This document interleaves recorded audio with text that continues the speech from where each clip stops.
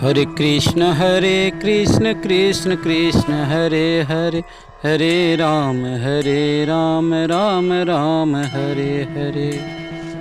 बोलिए लक्ष्मी नारायण भगवान की जय, सद्गुरुदेव भगवान की जय।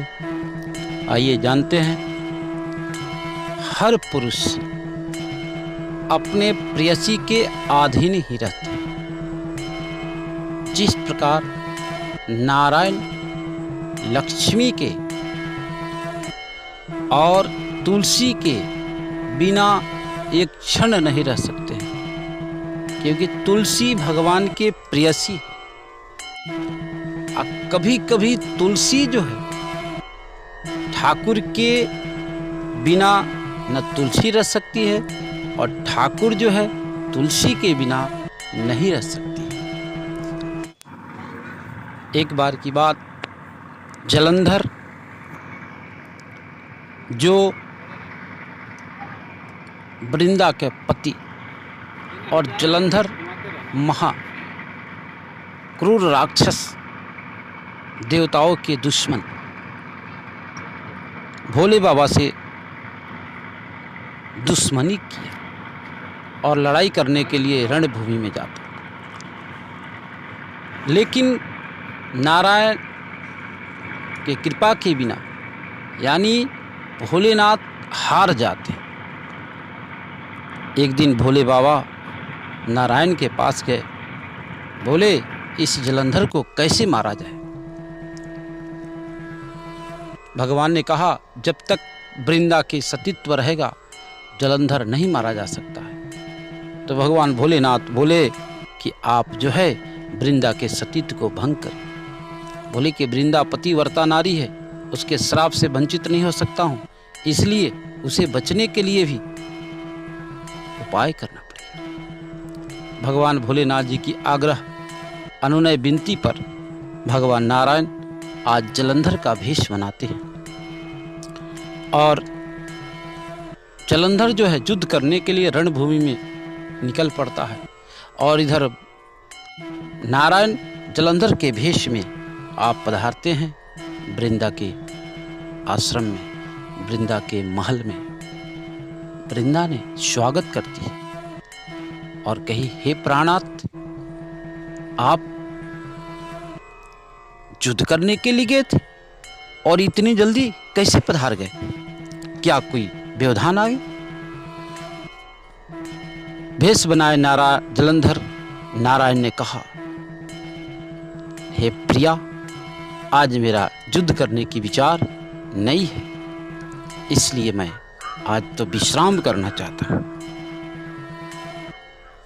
वृंदा ने बड़ा स्वागत करती है, महल में ले जाती है, पलंग पर बैठाती है, भोजन तैयार करके भोजन कराती है। और जैसे ही वृंदा के सतीत्व समाप्त हुआ, उसी क्षण जलंधर मारा गया।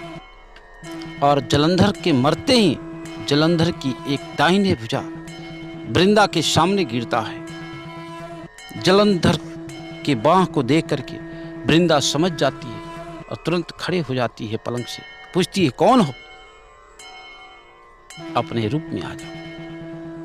अब तो क्या करें? नारायण अपने रूप में आ जाओ। गुस्सा, पारा इतना तेज है, आसमान छू रहा है। आपने हमारे शील को भंग कर दिए, हमारे सतीत्व को नष्ट कर दिए। मैं आपको अभी श्राप देती हूँ, जाओ पत्थर बन जाओ। तुरंत नारायण शीला बन गए और नारायण बोले, देखो, सारे पुण्य और सारे पूजा पाठ का फल जो है हमको प्राप्ति होती है, और हमें आप तो प्राप्त कर चुकी हो, अब आप मेरे साथ रहो। वृंदा ने कहा, नहीं, मैं सती हो जाऊँ। और अपने पति के शव को ले आकर के और उसके चिता पर बैठ करके जल करके राख हो जाती है।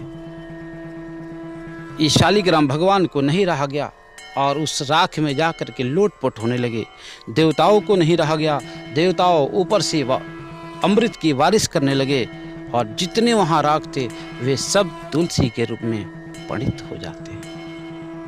और भगवान कहते हैं, देखो वृंदा, तुम्हारे बिना मेरी पूजा अधूरी रहेगी। जब तक तुम मेरे मस्तक पर नहीं चढ़ोगी तब तक जो है मेरी पूजा संपन्न नहीं होगी।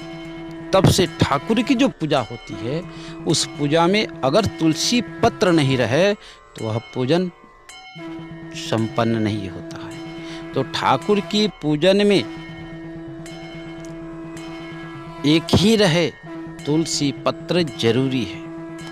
कितना भी श्रृंगार कर लो मेरे ठाकुर बकी, मेरे बांके बिहारी की, मेरे राधा रसिया की, लेकिन एक तुलसी पत्र नहीं रहेगा तो हमारे ठाकुर की पूजन संपन्न नहीं होता है। इसलिए ठाकुर की पूजन में एक तुलसी पत्र जरूरी है। और तुलसी की महिमा क्या करना, कार्तिक मास में अगर तुलसी की पूजन करते हैं, परिक्रमा करते हैं, दीपदान करते हैं, या चतुर्मास के समय तुलसी की पूजन करते हैं, दीपदान करते हैं, परिक्रमा करते हैं, तो उसकी महिमा क्या कहनी। वाह, इतनी महिमा है जिसको जान करके आप लोग आश्चर्य करेंगे। एक बार तुलसी की परिक्रमा करने मात्र से अश्वमेघ यज्ञ फल की प्राप्ति हो जाता है। जो अश्वमेघ यज्ञ हम लोग करते हैं उसकी एक बार परिक्रमा करने मात्र से वो फल की प्राप्ति हो जाता है। ऐसी तुलसी की परिक्रमा की महिमा। तुलसी में अगर घर में लक्ष्मी की कमी हो रही है तो तुलसी के जड़ तर नित्य प्रतिदिन शाम के समय एक घी का दीपक जलाया करें और जला करके नमन बंदन करें, तुलसी माता से प्रार्थना करें, हे मातेश्वरी हमारे जीवन में जितने दुख है ये सारे दुख को दूर करो और मेरे घर में धन धान वैभव सुख शांति की प्राप्ति कराओ। ऐसी प्रार्थना करके परिक्रमा करें, नमन बंदन करें। नित्य प्रतिदिन करने से आपके घर के सारे दुख जो है समाप्त हो जाएंगे। ऐसी तुलसी की महिमा है।